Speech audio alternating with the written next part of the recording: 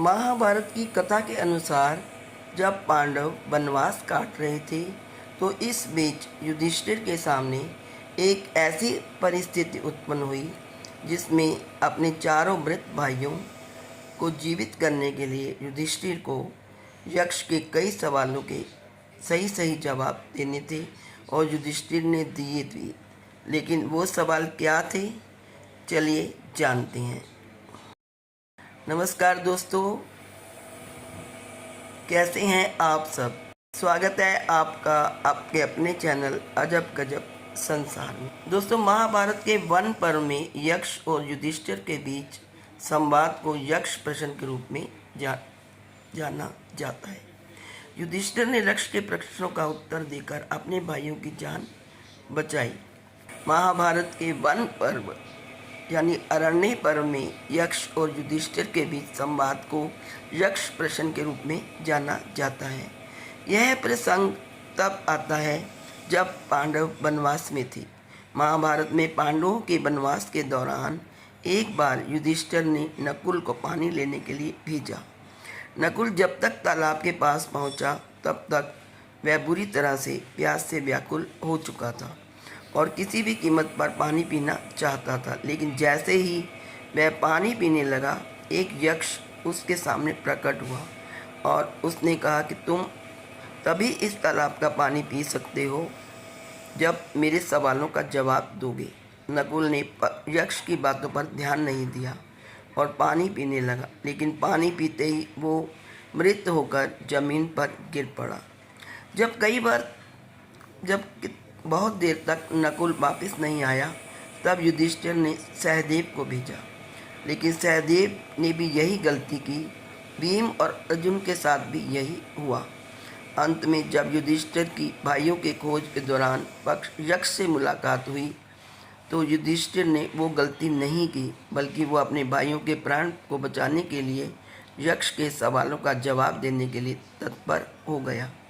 यक्ष ने युधिष्ठिर से कौन कौन से दिलचस्प सवाल पूछे, आइए चलते हैं और जानते हैं उन में से कुछ प्रश्न।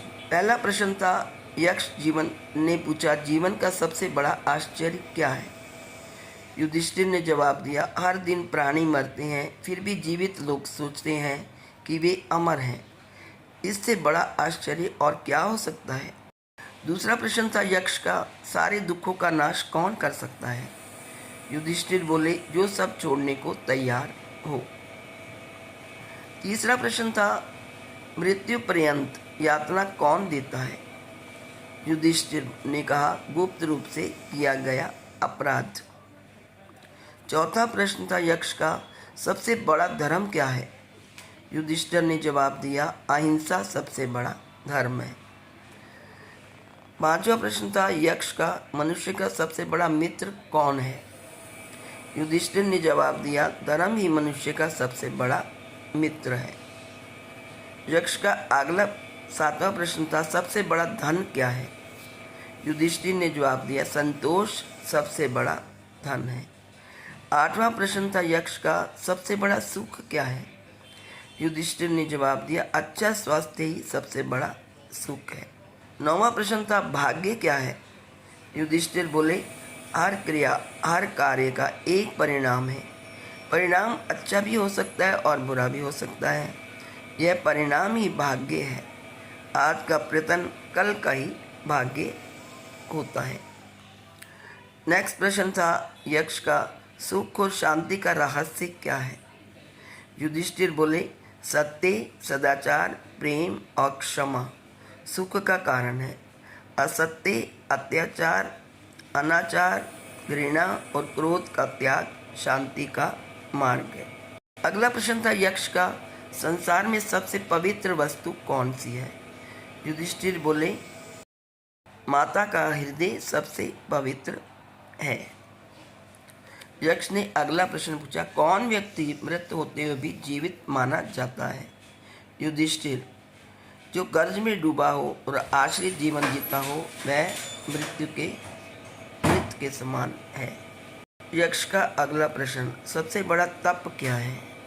युधिष्ठिर ने जवाब दिया, मन को वश में रखना ही सबसे बड़ा तप है। यक्ष ने अगला प्रश्न किया, मैं कौन हूँ? युधिष्ठिर ने जवाब दिया, तुम ना तो शरीर हो, ना ही इंद्रियां, ना मन और ना ही बुद्धि। तुम शुद्ध चेतना हो जो सर्व साक्षी है। यक्ष ने प्रश्न किया, जीवन का उद्देश्य क्या है? युधिष्ठिर बोले, जीवन का उद्देश्य उसी चेतना को जानता है जो जन्म और मृत्यु के बंधन से मुक्त है। उसे जानना ही मोक्ष है। यक्ष का अगला प्रश्न था, जन्म का कारण क्या है? युधिष्ठिर ने जवाब दिया, अतिरिक्त वासनाएं, कामनाएं और कर्म फल, ये ही जन्म का कारण। यक्ष ने अगला प्रश्न पूछा, ब्राह्मण कौन होता है? युधिष्ठिर ने जवाब दिया, जन्म से नहीं बल्कि आचरण और गुणों से ही ब्राह्मण होता है।